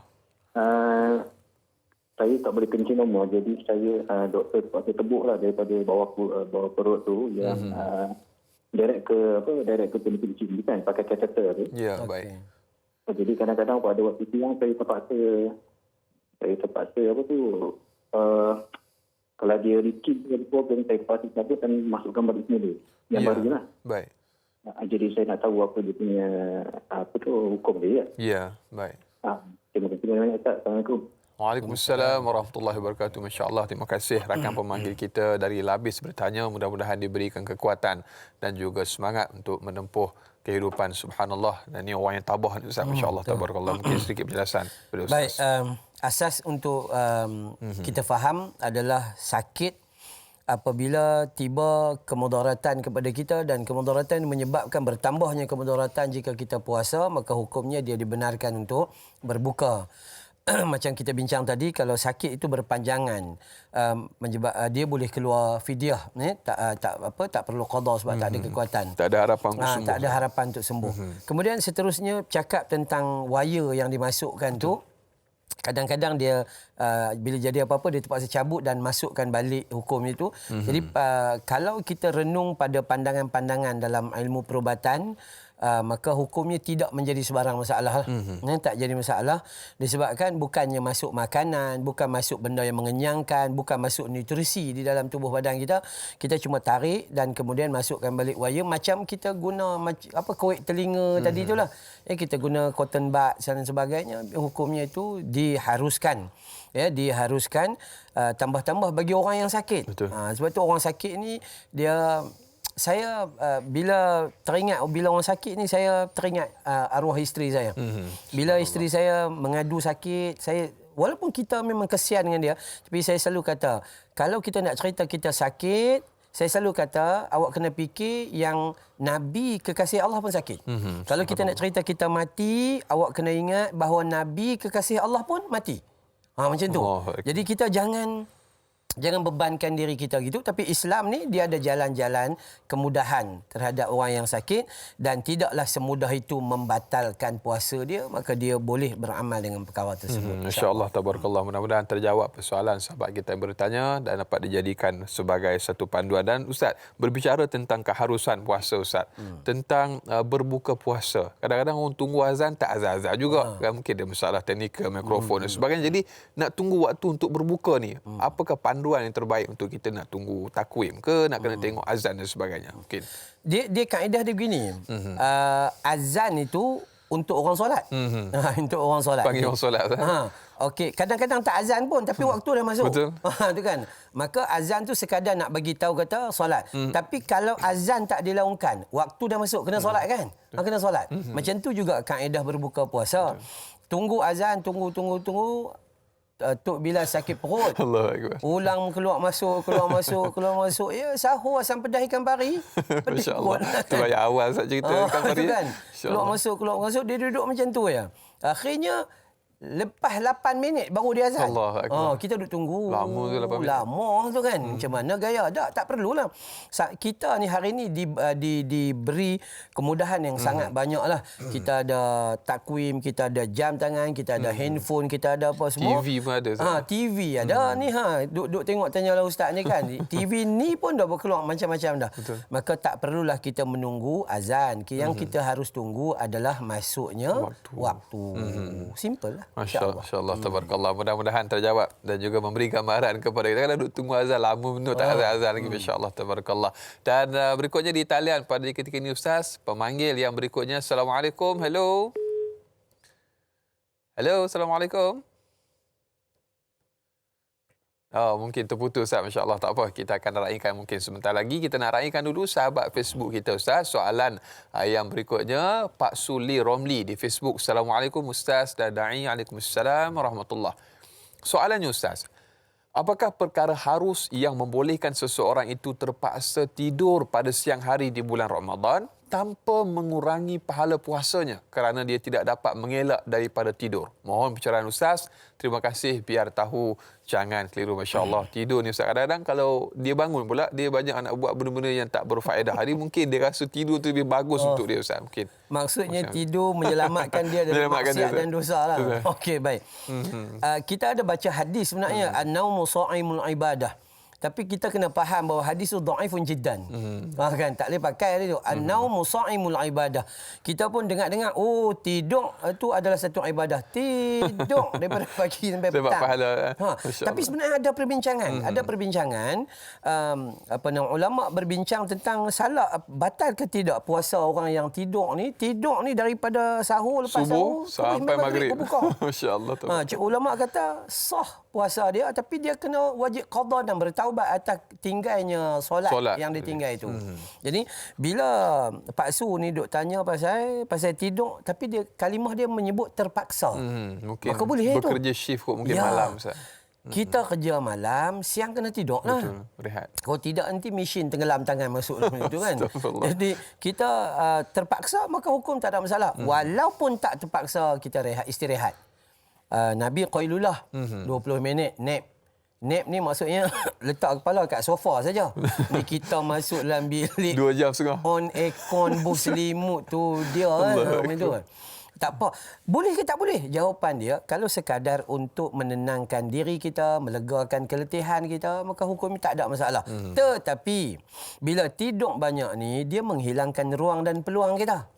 Baca Quran kurang, zikir kurang, baca kitab tak ada, ziarah orang pun tak ada, tolong orang pun tak ada. Sedangkan Nabi sebut dalam hadis Tabrani yang hasan li ghairi, sebaik-baik manusia adalah manusia yang bermanfaat kepada orang lain, dan sebaik-baik amalan adalah dia menggembirakan orang lain. Maka rugilah kalau asyik tidur bagi salam, tidur bagi salam, tidur bagi salam, tidur. Maka saya katakan jawapan dia, Pak Su boleh tidur sekadar untuk menghilangkan keletihan, lepas tu bangunlah insya-Allah buat ibadah.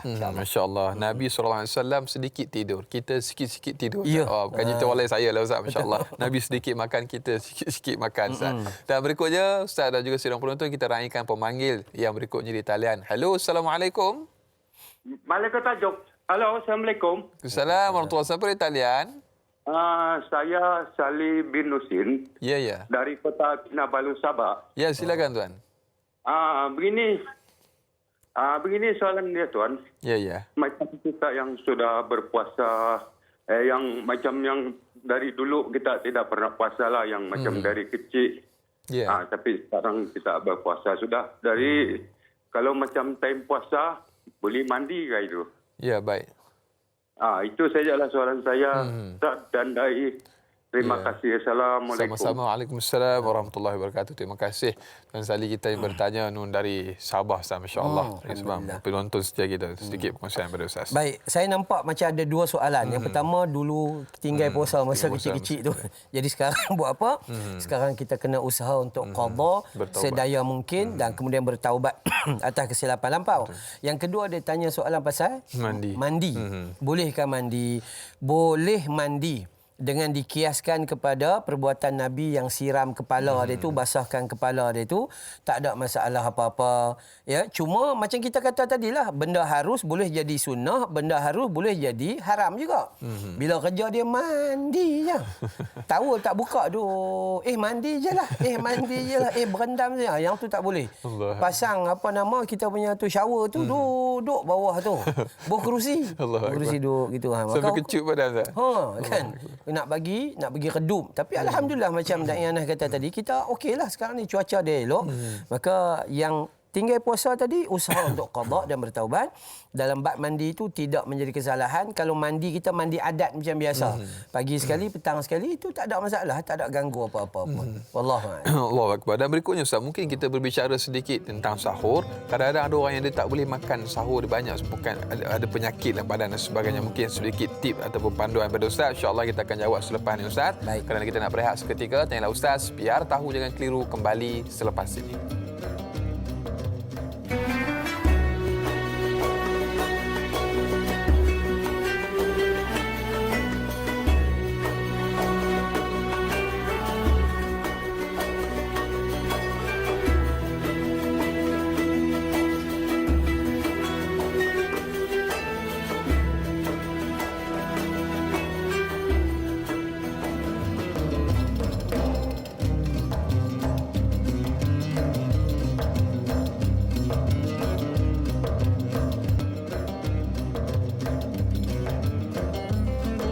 Alhamdulillah, sehingga ke hujung rancangan masih lagi terus setia bersama dengan kami. Tanyalah Ustaz, biar tahu jangan keliru, istimewa Ramadan. Kita masih lagi bersama yang berbahagia Ustaz Amran Yusof untuk topik harus ketika puasa. Banyak yang telah pun disampaikan, dikongsikan dan juga soalan-soalan yang telah pun dikupas oleh yang berbahagia Ustaz. Dan Ustaz, kita nak respon sikit kepada soalan tentang masalah sahur ni. Kadang-kadang dia tak boleh sahur. Dia kata malas nak bangun sahur sebab kalau makan pun asyik muntah dia, angin banyak dalam badan dan sebagainya. Jadi adakah diharuskan dia untuk tidak bangun sahur Ustaz? Okey, sahur adalah sunnah besar Nabi sallallahu alaihi wasallam. Bukan hanya tujuan sahur itu untuk bagi kita kenyang perut, bukan. Di waktu sahur itu juga bukan sekadar makan, tetapi waktu itu adalah untuk kita bertahajud, untuk kita baca Al-Quran, untuk kita berdoa, kerana waktu itu adalah waktu mustajab doa. Baik. So, jangan kita tinggalkan sahur sesekali. Jangan kita tukar siapa. Ustaz, saya tak sahur tapi makan pukul 12 lepas tu tidur. Itu bukan sahur tu. Kan ya? Sahur ni ikut sunnah dia adalah lebih kurang 50 ayat Al-Quran dibaca, maka masuk subuh. Itu. Dan seandainya lah kita tak boleh makan, alasan dia tak boleh makan tadi kan, maka Nabi kata walaupun hanya seteguk air, cukup. Yang tu saja. Dia bukan pasal nak makan tu sahur tu. Sahur tu adalah kita nak mengambil ruang keampunan. Allah Ta'ala turun ke langit dunia dalam hadis riwayat Imam Muslim tu kan, bagi keampunan, bagi perlindungan, bagi segala macam permintaan dan sebagainya. Itu Allah janji. Maka jangan sesekali tinggalkan sahur dan jangan pula melampau sahur. Udah lauk sahur tu udah macam kenduri arwah. Kalau sahur macam kenduri arwah, berbuka kenduri kahwin. Astagfirullah. Itu pun patut juga tu kena. Maksudnya kita tidak boleh tak boleh tinggal terus dan tidak boleh juga melampau dalam sahur. Allahu Akbar. Kita betulkan yang biasa dan juga kita biasakan yang betul. Dan berikutnya Ustaz, di talian pada ketika ini pemanggil yang berikutnya. Hello, Assalamualaikum. Hello, Waalaikumsalam. Ya, Puan Saziatul, apa khabar? Khabar baik, Alhamdulillah. Ya, silakan soalannya. Soalan saya, bagaimana bagi orang yang baru memeluk agama Islam pada ketika siam Ramadan, apakah dia harus menggantikan puasa pada hari dia memeluk agama Islam itu atau dia membayar fidyah sahaja? Baik. Itu saja soalan saya, Ustaz dan Naim. Assalamualaikum. Waalaikumsalam warahmatullahi wabarakatuh. Terima kasih soalan yang cukup menarik dari Puan Saziatul Siddiq tentang orang yang mu'allaf yang kembali kepada fitrah Islam. Adakah perlu digantikan? Baik, bismillahirrahmanirrahim. Yang perlu kita tahu di sini ada perbincangan para ulama lah, sebab hari itu dia baru memeluk Islam dan dia memeluk Islam pada bulan Ramadan, pada hari mungkin hari ketiga atau hari keempat. Dan ketika dia memeluk Islam tu dia tak ada ilmu apa-apa tentang Islam. Malah hati dia sendiri pun belum cukup kukuh dalam macam-macam hal lah. Maka itu sebahagian ulama kata dia ni tidak diwajibkan untuk mengqadakkan hari tersebut. Yang perlu kita didik adalah didik dia macam kita didik bayi. Betul.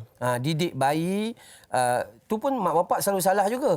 Selalu salah. Anak dia umur 5 tahun, 6 tahun sampai terbungkuk-bungkuk. Suruh juga. Tapi solat dia tak ditekankan. Puasa disuruh juga. So bagi orang yang bukan Islam, yang memeluk Islam, yang mu'allaf, maka mereka ini seperti bayi yang baru masuk nak mengenal Islam dan sebagainya. Jangan dibebani terhadap mereka, tapi beri jalan mudah, ajar mereka untuk kuat. Didik mereka perlahan-perlahan dan cerita-cerita tentang kemudahan di dalam Islam. InsyaAllah hukumnya dia tak perlu qada perkara-perkara yang sebenarnya dia belum ada pengetahuan tentang perkara tersebut. Allahu Akbar. Dan kita juga perlu bantu dia, beri bimbingan dan juga galakan kepada dia. Dan berikutnya Ustaz, kita raikan pemanggil yang berikutnya di talian. Halo, Assalamualaikum. Waalaikumsalam. Ya, Cik Roslan, apa khabar? Ya, baik, alhamdulillah. Ya, silakan. Saya nak tanya Ustaz. Ya. Saya nak tanya, saya ni asma. Saya ada pakai macam doktor ada bagi inhaler, apa inhaler tu Ya, inhaler. Baik. Dalam bulan puasa ni boleh tak saya, misalnya saya kena macam tengah dalam pukul 11 ke, saya macam semput kan, saya sedut gas tu, batal tak puasa saya? Baik. Itu Ustaz. Ya, baik. Terima kasih. Assalamualaikum. Itu soalan cukup menarik tentang inhaler. Mungkin Ustaz boleh ulang sedikit lagi sama jawapan. Perbincangan dia lebih kurang sama, perbincangan dia luas. Cuma dalam perbincangan yang luas itu ada yang menyebut pakai yang lebih kurang macam ni boleh, yang ni tak boleh, yang ni boleh, yang ni tak boleh. Cuma asasnya penggunaan inhaler bagi menyelamatkan nyawa, maka hukumnya boleh. Dan ianya tidak membatalkan disebabkan dia bukan makanan yang turun ke usus. Bayangkan kalau dia memang pengidap asma tegar. Maksudnya asma je sentiasa. Bila pula nak qada ni? Kan? Maka pada asasnya saya mengambil pandangan yang mengatakan bahawa tidak batal. Melainkan jelas makanan masuk dan sebagainya, nutrisi menyebabkan dia kenyang. Yang tu tak boleh lah. Maka inhaler itu ramai ulama yang menyatakan tidak batal puasa, boleh guna. Kandungan inhaler itu juga merupakan gas. Gas sahaja. Dia penguapan. Masya Allah, tabarakallah. Mudah-mudahan memberi panduan kepada pesakit-pesakit asma. Dan berikutnya Ustaz, di Facebook sahabat kita yang bertanya, soalan berikutnya kita raikan. Soalan Facebook pun mungkin kita akan menantikan. Mungkin selepas ni Ustaz, kita insya-Allah menunggu isyarat di Facebook. Cuma sebelum tu Ustaz, kita berbicara tentang keharusan puasa Ustaz. Mungkin ada sedikit tips ataupun panduan-panduan yang mungkin Ustaz nak kongsikan lagi tambahan kepada para penonton. Saya lebih suka mengatakan bahawa seandainya manusia itu nak cara dia itu elok, nak dapat betul ikut sunnah Nabi, nak dapat ikhlas kerana Allah Ta'ala, nak dapat nikmat yang telah dijanjikan, maka berpandukanlah dengan apa sahaja yang telah dilakukan oleh Nabi. Nabi SAW ajar kita sahur, maka kita sahur. Macam mana corak Nabi sahur, macam tu kita belajar. Bentuk makanan ni tak ada masalah sebab Nabi bangsa Arab dan kita bangsa Melayu. So itu tak jadi masalah. Nabi didik kita supaya banyak beriktikaf, terutamanya dalam bulan Ramadan, maka kita ikut. Nabi didik kita supaya salat tarawih, kita ikut.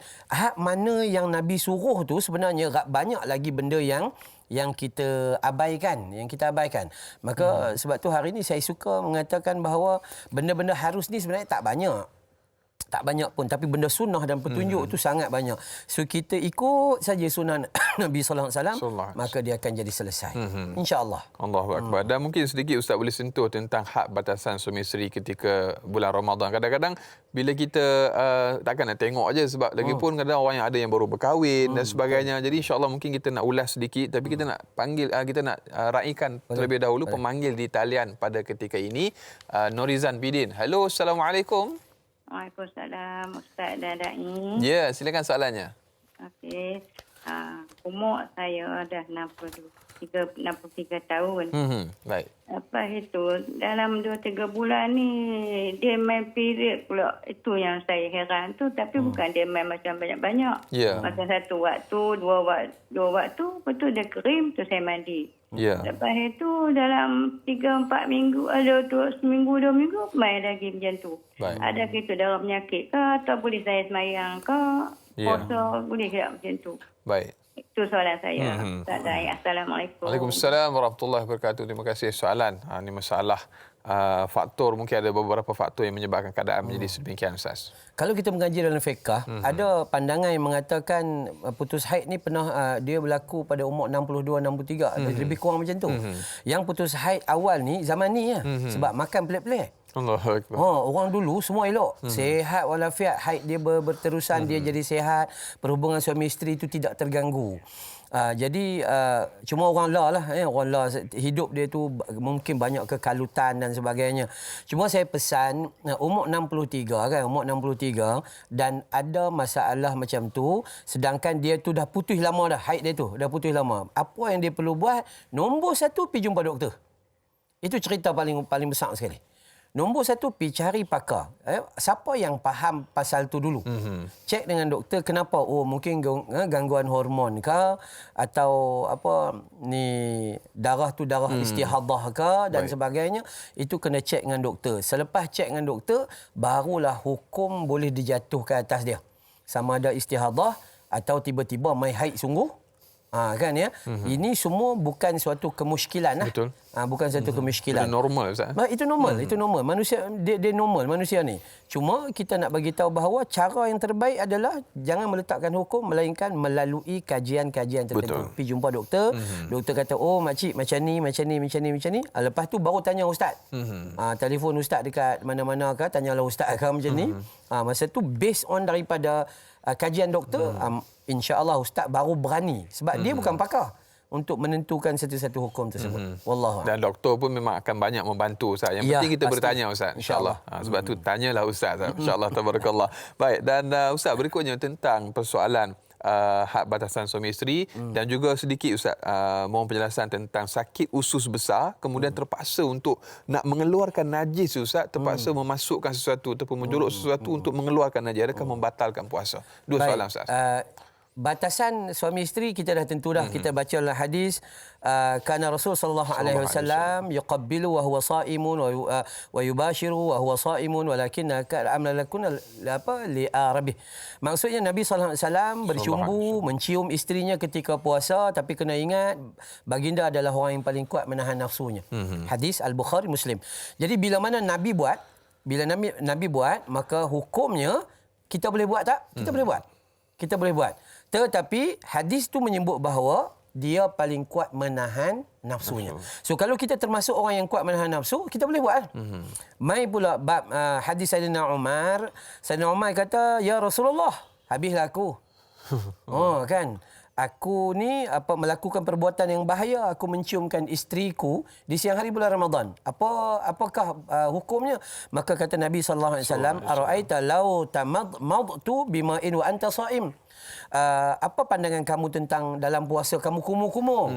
Maka Nabi Umar kata, boleh. Begitulah perhubungan suami isteri untuk bercumbu rayu dan sebagainya, itu tak ada masalah, tapi ada had. Begitu juga satu lagi tentang yang bab tadi itulah. Maksudnya dia memasukkan bekas tu dengan mengeluarkan najis. Dia tidak memasukkan makanan di dalamnya.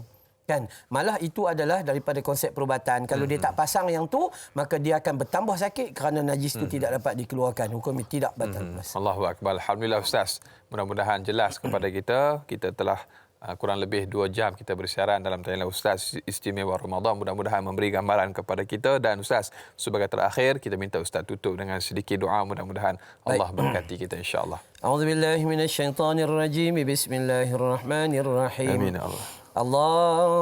Allahu Allah. Alhamdulillahi Rabbil Alamin. Wassalatu wassalamu ala sayyidil mursalin wa ala alihi wa sahbihi ajma'in. Ya Allah, kami mohon ampuni dosa kami, ya Allah. Dosa ayah dan ibu kami, ya Allah. Dosa pasangan hidup kami yang hidup maupun telah meninggal dunia, ya Allah. Dosa teman-teman dan jiran-jiran kami, ya Allah. Umat muslimin wal muslimat yang hidup maupun telah meninggal dunia, ya Allah. Ya Allah, jadikan Ramadan ini Ramadan ketentuan kami menghuni syurga-Mu, ya Allah. Jadikan Ramadan ini Ramadan keampunan bagi kami, ya Allah. Jadikan Ramadan ini kejayaan untuk mendapat redha-Mu, ya Allah.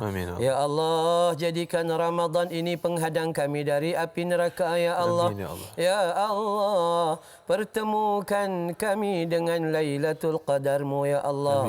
Rezekikan kami pertemuan dengan Lailatul Qadarmu ya Allah. Amin ya Allah. Wa sallallahu ala Muhammad wa ala alihi wa sahbihi wa baraka wa sallam. Walhamdulillahi rabbil alamin.